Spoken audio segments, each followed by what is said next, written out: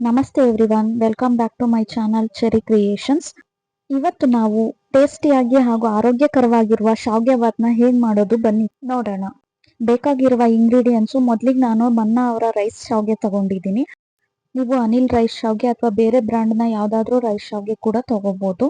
ಇದು ಯಾವುದೇ ರೀತಿ ಬ್ರ್ಯಾಂಡ್ ಪ್ರಮೋಷನ್ ಅಲ್ಲ, ನಾನು ರೆಗ್ಯುಲರ್ ಆಗಿ ಯೂಸ್ ಮಾಡೋದು.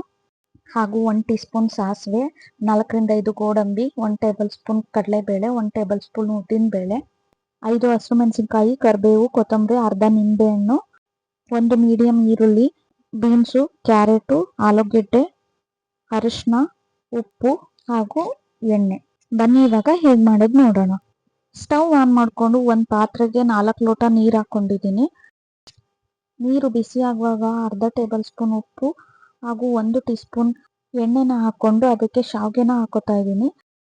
ನೀರು ಕುದಿಯಕ್ಕೆ ಸ್ಟಾರ್ಟ್ ಆದಾಗ ಒಂದು 5 ನಿಮಿಷ ಬೇಯಿಸ್ಕೊಂಡ್ರೆ ಸಾಕಾಗುತ್ತೆ. ಶಾವ್ಗೆನ ಜಾಸ್ತಿ ಬೇಯಿಸಕ್ಕೆ ಹೋಗ್ಬೇಡಿ, ಮುದ್ದೆ ಥರ ಆಗೋಗ್ಬಿಡುತ್ತೆ. ಚೆಕ್ ಮಾಡ್ಕೊಳ್ಳಿ ಬೆಂದಿದೆಯಾ ಇಲ್ವಾ ಅಂತ. ಸ್ವಲ್ಪ ಬೆಂದಿದೆ ಅಂತ ಅಂದ ತಕ್ಷಣ ತೆಗೆದ್ಬಿಟ್ಟು ನೀರು ಬಸಿದು ಸಪ್ರೇಟಾಗಿ ಇಟ್ಕೊಳ್ಳಿ. ನೆಕ್ಸ್ಟು ಒಂದು ಬಾಣಲಿಗೆ ಎಣ್ಣೆ, ಸ್ವಲ್ಪ ಸಾಸಿವೆ ಹಾಗೂ ಗೋಡಂಬಿನ ಹಾಕೊಂಡು ಚೆನ್ನಾಗಿ ಫ್ರೈ ಮಾಡ್ತಿದ್ದೀನಿ. ಗೋಡಂಬಿ ಬ್ರೌನ್ ಕಲರ್ ಆಗೋವರೆಗೂ ಫ್ರೈ ಮಾಡ್ಕೊಳ್ಳಿ. ಫ್ರೈ ಮಾಡಿದಾದ್ಮೇಲೆ ಅದಕ್ಕೆ ಉದ್ದಿನಬೇಳೆ ಹಾಗೂ ಕಡಲೆಬೇಳೆ ಹಾಕಿ ಅದನ್ನು ಚೆನ್ನಾಗಿ ಫ್ರೈ ಮಾಡಬೇಕು. ಕಡಲೆಬೇಳೆ ಹಾಗೂ ಉದ್ದಿನಬೇಳೆ ಕಲರ್ ಚೇಂಜ್ ಆಗೋವರೆಗೂ ಫ್ರೈ ಮಾಡಿ. ಇದೊಂದು ಒಳ್ಳೆ ರೆಸಿಪಿ ಬ್ರೇಕ್ಫಾಸ್ಟಿಗೆ ಅಂತಾನೆ ಹೇಳ್ಬೋದು. ಇದೇ ಥರ ಒಳ್ಳೊಳ್ಳೆ ರೆಸಿಪೀಸ್ಗೋಸ್ಕರ ನನ್ನ ಚಾನಲ್ನ ಸಬ್ಸ್ಕ್ರೈಬ್ ಮಾಡ್ಕೊಂಡು ನೋಡಿ.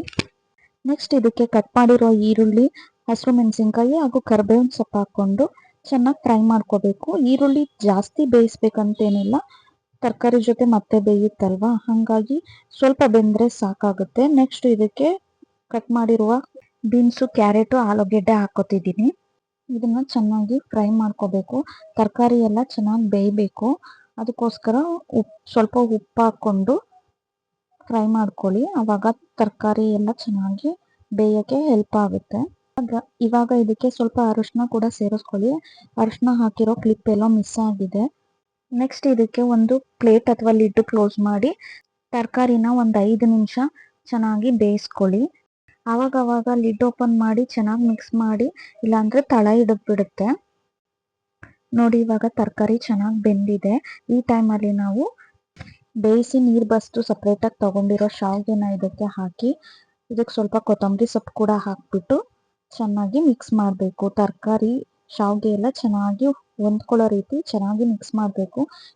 ಮಿಕ್ಸ್ ಮಾಡೋದ್ರಲ್ಲೇ ಇದು ರುಚಿ ಇದೆ ಅಂತ ಹೇಳ್ಬೋದು. ಹೇಗೆ ಮಿಕ್ಸ್ ಮಾಡ್ತೀರಾ ಅದ್ರ ಮೇಲೇ ರುಚಿ ಜಾಸ್ತಿ ಆಗುತ್ತೆ. ಚೆನ್ನಾಗಿ ತರಕಾರಿ ಎಲ್ಲ ಕಡೆ ಸಿಗೋ ಥರ ಮಿಕ್ಸ್ ಮಾಡಬೇಕು.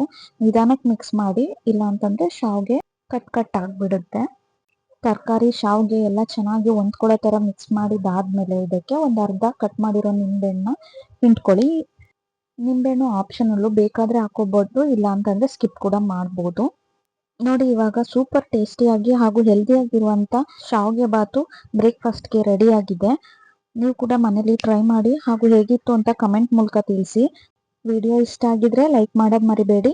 ಮತ್ತೆ ಇನ್ನೊಂದು ವಿಡಿಯೋ ಜೊತೆ ನಿಮಗೆ ಸಿಗ್ತೀನಿ. Thank you for watching. Bye.